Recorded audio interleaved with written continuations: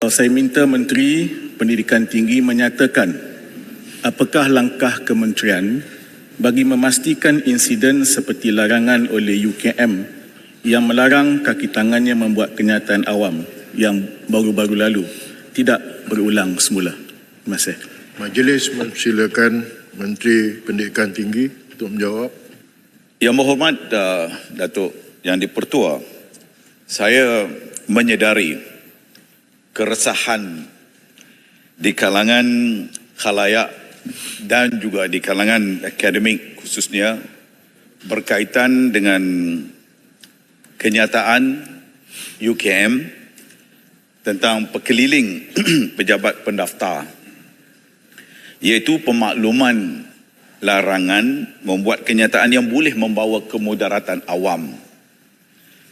Dan ini terkait juga dengan Akta 605, iaitu Akta Badan Berkanun, di mana setiap institusi badan berkanun akan seringkali mengingatkan staf mereka berkaitan dengan yang boleh dan yang tidak boleh mereka lakukan. Namun, saya juga memahami dalam konteks sebuah institusi pengajian tinggi, seperti yang dilontarkan oleh Yang Berhormat Indra Mahkota juga daripada latar belakang saya yang berada di sana sebelum ini. Dan yang menjadi persoalannya ialah bagaimana pengurusan universiti mengambil perhatian terhadap setiap arahan ataupun peringatan yang diberikan oleh pihak JPA berkaitan dengannya, kerana ia terkait dengan badan berkanun yang tersebut. Lantaran itu, antara langkah yang telah pun saya ambil untuk memastikan supaya sebarang arahan itu tidak hanya ditafsirkan secara sahala, apatah lagi dalam konteks sebuah institusi pendidikan tinggi, universiti sebagai contoh, iaitu setiap arahan itu tidak boleh dianggap hanya semata-mata boleh dilaksanakan di semua peringkat. Dan ini telah pun saya buat teguran kepada universiti kalau sekiranya ada kekeliruan atau kekaburan dalam tafsiran yang dikeluarkan itu, maka hendaklah terlebih dahulu dimaklumkan kepada pihak berkuasa, termasuk juga di peringkat Kementerian Pendidikan Tinggi, untuk kita perjelaskannya. Dan peringatan itu diambil. Ini kerana Yang Berhormat Datuk Yang di-Pertua, saya seringkali mengingatkan kepada universiti bahawa universiti itu adalah mewakili sebuah negara, iaitu microcosm of the nation.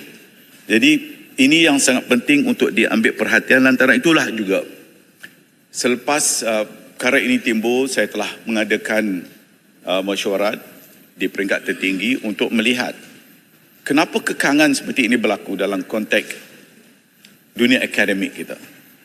Maka halangan terbesar ialah kerana kita ada Akta 605. Yang Berhormat Indra Mahkota tentunya faham sebab beliau juga pernah berada di sana. Dan beberapa cubaan telah pun dibuat, dan sehingga kini pun saya telah pun meminta supaya Akta 605 ini juga dilihat semula bagi memberikan pengecualian dalam konteks universiti awam. Kerana universiti awam itu dianggap sebagai badan berkanun. Dan di dalam Akta 605 itu ada 12 institusi yang dikecualikan. Maka sudah sampai masanya juga kita perlu melihat dalam konteks sebuah universiti. Sebagai contoh dalam konteks perkara 18.1, 18.2 yang menyentuh tentang perkara yang boleh, perkara yang tidak boleh.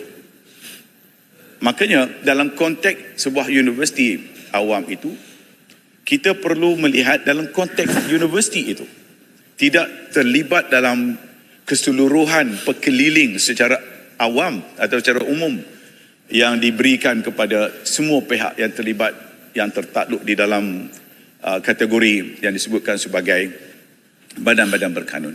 Dan ini antara langkah yang kita sedang lakukan Dan langkah ini dianggap antara langkah ke hadapan radikal, quote unquote, dan saya sedang mencuba untuk melakukan perkara ini bagi membolehkan supaya iklim dalam sebuah universiti itu tidak terkungkung dengan ketakutan untuk menyampaikan pandangan mereka.